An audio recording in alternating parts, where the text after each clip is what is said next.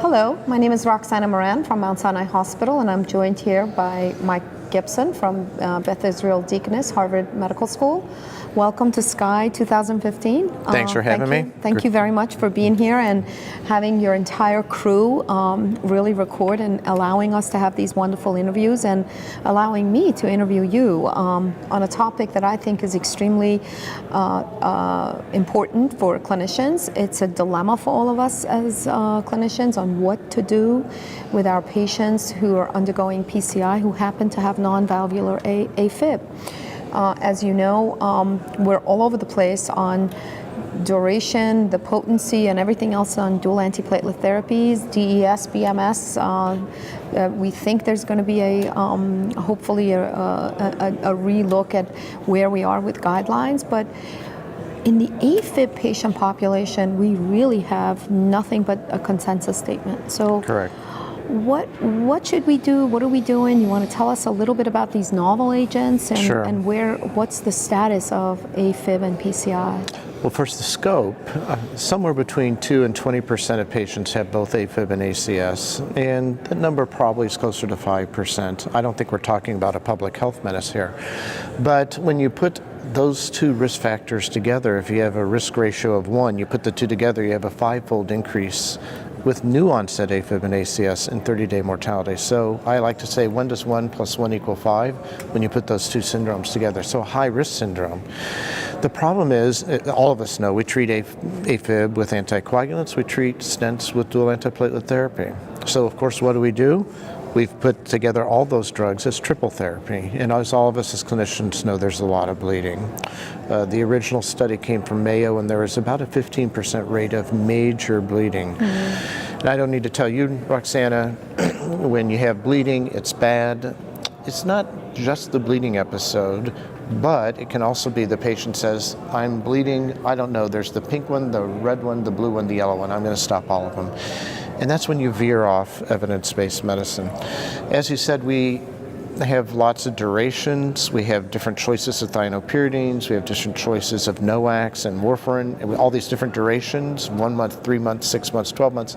I did the math, and there are 2.5 million ways you could combine all these drugs together. And you know how we are as interventional cardiologists. We've probably tried all 2.5 million ways on the million patients or something. So, as you said, there's so little data. There's 30 small, modest-sized, retrospective observational studies. All we have is one randomized trial, and that was the WOOS study. And the WOOS study, as everyone in the audience probably knows, withdrew, antiplatelet therapy, one antiplatelet therapy, looking at a double therapy versus triple therapy. And no surprise, you have less bleeding.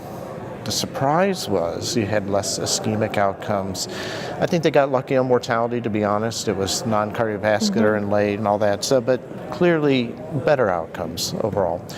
So the big question becomes, what do you do now? You have better choices than warfarin. We have the NOACs that reduce ICH relative to warfarin.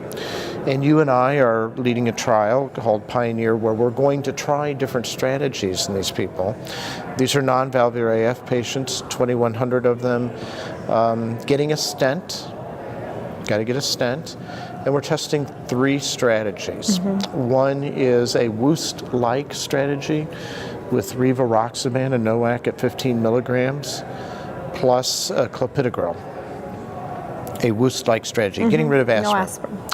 Now, you and I in another time can talk about the trial you're leading to get rid of aspirin as well, called Twilight. So aspirin's on the bubble. I mean, why did we get rid of aspirin? When you look at animal data, you see that the efficacy for dual therapy with Riva and Clopi was as good as triple. No benefit on shunt models. On the other hand, bleeding was 30 to 40% higher when you add the aspirin. So that's the motivation in this trial to get rid of the aspirin. The second arm is an Atlas-like arm. I'd call it baby doses of rivaroxaban, 2.5 milligrams twice a day with aspirin and clopidogrel. And then the third arm is traditional warfarin and aspirin and clopidogrel. So it's a bleeding study. Is it safe? We're allowing the use of novel thienopyridines like prasugrel and ticagrelor. So far, only about 6% of people are on the novel agents, which mirrors clinical practice in these patients. So we're looking to see, is it safe? And so safety is the primary endpoint. Of course, we'll be looking at efficacy endpoints as well. I think the biggest hazard I see right now out there is people are using full dose NOACs with aspirin and clopidogrel. And I can tell you're going to see a lot of bleeding. There will be blood. Don't do that. I know people are very nervous about backing down on the anticoagulation because they're very worried about causing ischemic stroke. But we are 80% of the way through our study. Multiple looks by the DSMB. No change. Continue the trial as planned. So we're not seeing a problem with ischemic stroke with these reduced doses or stent thrombosis. So I guess if I had one take-home message, the field is changing. We're going to have some exciting new options. For the first time, we're going to have some data, and try and avoid over-medicating your patients with full-dose NOACs and aspirin and put them in a study.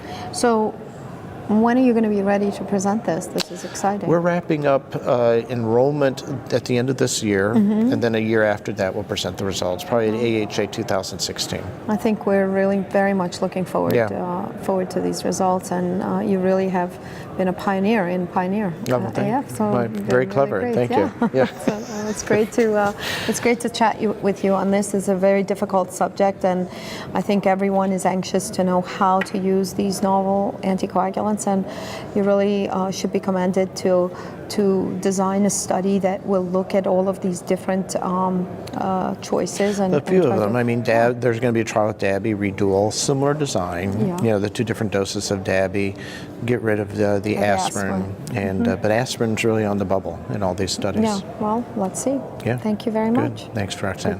Good to have you. Good to be here.